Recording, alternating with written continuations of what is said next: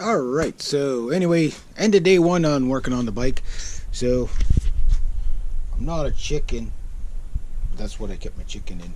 So I'm just covering that overnight, so that should keep stuff out there. I forgot to show you guys the O-ring in the last one, but like I say, when I put it back together, I'll show you the O-ring, stuff like that. So I got that cleaned up. I discovered a hole in there. I haven't found too much. I found a broken doodadder, which I'll show you later on, but inside the tank looks good. So just this is why you know, even if you're going after one specific problem, let's say you know exactly what it is you're going after, still doesn't hurt to mark things down. So let's see what we got. Fuel pump strainer has hole in diaphragm. So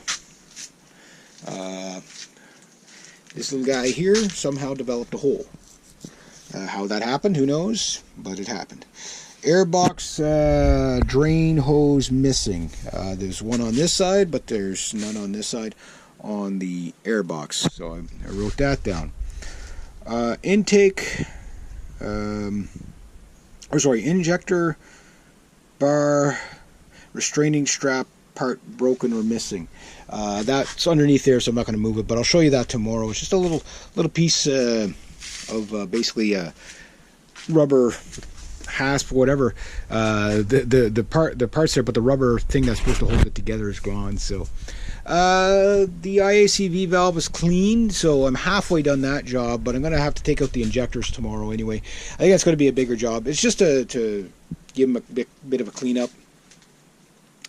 Not much I can do right now this time of the year, but after I'm done all this service stuff, I mean, while it's apart, yes, it's an extra couple of days off the road. I've been at this pretty much, taking my time pretty much all day, you might as well say. So, plus I got other things to do today. So, once I get the IACV valve stuff, I'll put back, all the hoses cleaned out, put back together, because they are kind of grungy in there. Like there's a little bit of grit in there. I mean, I do live around a very beach sandy area, so that's what really kills a lot of the vehicles around here, is just that sand is so fine, it just gets into everything. Bikes are no exception to the rule, so hopefully that's not what's going on. Hopefully not a big particle made it past that and then got sucked through the engine and whatever. Who knows, right? You never know what's in the modern day gas. Maybe what I might do is carry a little strainer for now on, so when I fill up my fuel tank, that I'm catching the whatever debris coming out of the gas pumps. Can't believe I scratched my tank here though. Nobody will really see it, but still, it's just I'll know what's there, right? There is, like I say, a few scratches on this bike. It's not a show bike, but yeah, it's coming along. It's not that intimidating to do this stuff, but I don't really have all the tools. Like I would love right now, would be a great time to do a compression check on the bike, right? But I don't have a compression check gauge. I don't know what size of compression check hose I need. If it's 10 millimeter, 14 millimeter, whatever. I won't know that until I pull the plugs out. Right now, like I say, my cash is tight, so compression gauge would be a really nice toy to have right now to tell me a lot about the health of the bike. And again, this is the time to do it, right? That said, not finding too many scary things in here, so you know, the bike seemed to be well kept. It's just dirty mostly. Maybe I'll clean all that stuff out. Maybe clean the fan a bit if I can. If I do the valve adjustment, if I have to get it to that point, which I'll know when I put it back together. If I have to do the valve adjustment, like right now I'm just eliminating, this is the stuff I should have probably done over the winter, but I just wasn't able to do it for some reason. I just couldn't get around to it. I don't know why, but I couldn't.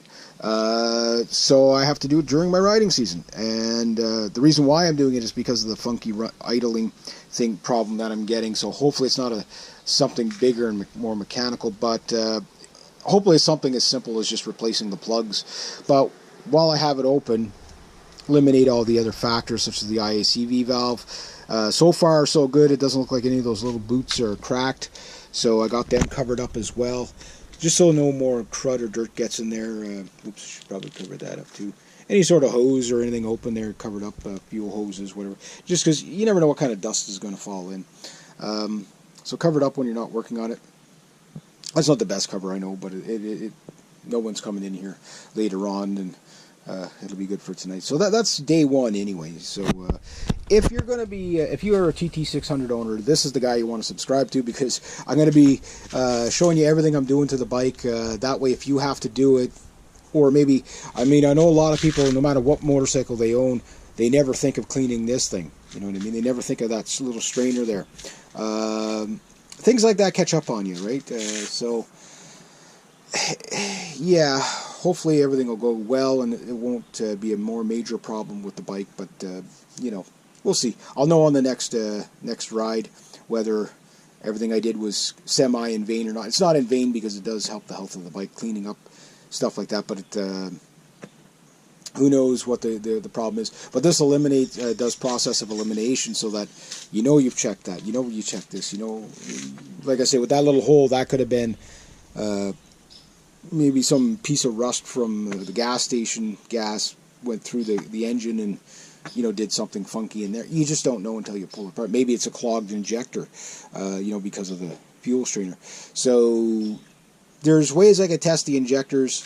It's not super difficult to do, but these injectors are pretty expensive. They're like basically you're looking at $800 to replace all 4 injectors, which is basically, you know, $800 on a $3,000 bike is kind of, you know, unless you really love the bike.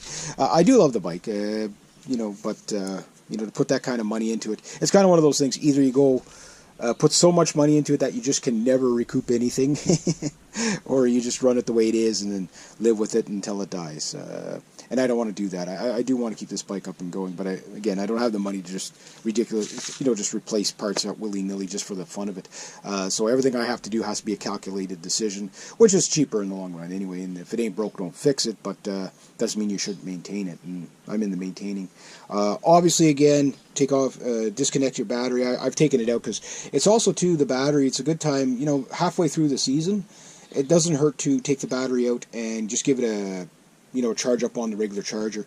Yeah, you know, just maybe once, twice a season if you ride a lot. So again, all in, since I bought this bike, about 150 runs on this bike, going down the road and back, so to speak. Not all of them are far, but in that 44 of the runs were this year. I did the last run on it yesterday. Hopefully I'll get to the end of the season with this bike. I'd be really happy if I could do that. Hopefully I don't have to go too more detailed. I'm going to take it down to the injectors. I don't want to get into the throttle bodies and stuff like that yet. Over the winter I'm going to take all that stuff out, and I'm going to strip the bike right down to the bare minimum. Every electrical connector I'm going to test. It'll take me the whole winter to do it all, but that's the time to do this stuff, right? So, and then I hate having to worry about stuff the following year. Although this bike is in relatively good shape, it's got a symptom that I don't know what it is. It could be just a valve timing, stuff like that, but it still doesn't mean I shouldn't do the other stuff too. So, you know, you got to take the tank off. Once you got the tank off, you might as well take a couple extra days at it and do whatever.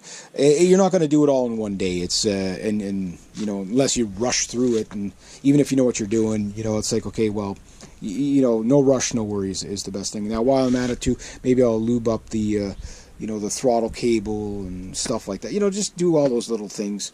I've already done the chain and the oil and topped up the fluid, stuff like that. So now it's kind of getting into the harder to reach areas.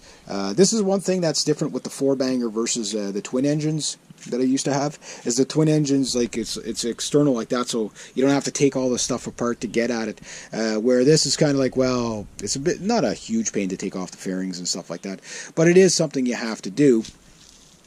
And it is more time consuming. I would hate to have to work on a bike like this on the side of the road. I really would. I would probably just tow it. You know, just, or leave it there or tow it. You know, or come back with a pickup truck. You know, it's like, that's just way too much stuff to take apart on the side of the road if you ever have to do it. But by doing stuff like this here, I don't have to worry about doing it on the side of the road as much. Also, to just, you know, clean up things as you go. Wipe it down. I got these here. Working with gloves is a good idea. My hands are still nice and clean. No, not because there's the bike's spick and span. It's there's lots of dirt in there. Also, too, a little tip while you're working on stuff like this.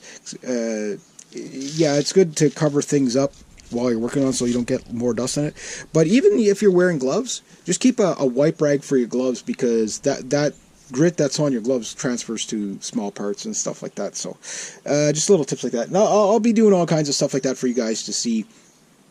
It'll be an ongoing, like the amount of videos that are going to come out of this is going to be unbelievable. But if you have a TT600, I can show you a lot of stuff on it that, you know, so that if you guys have to do it, you can see what you're looking for, and it won't be as intimidating. At least you'll be able to know what parts to research to work on.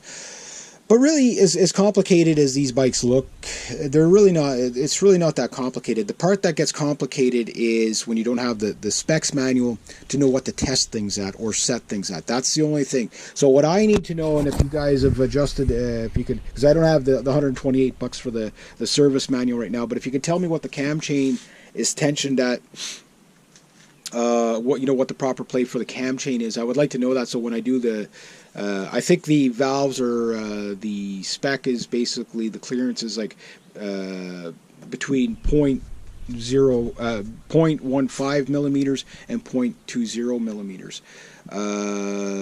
but on the intake and on the exhaust. But I'll have to look at it again.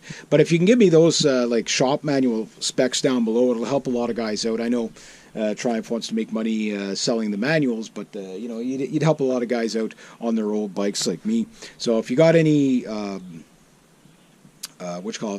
shop manual tune-up stuff that you can share, that would be great, especially if I have to get in there, because, you know, if I don't have the specs, I can't really, you don't want to touch things until you have the specs, right?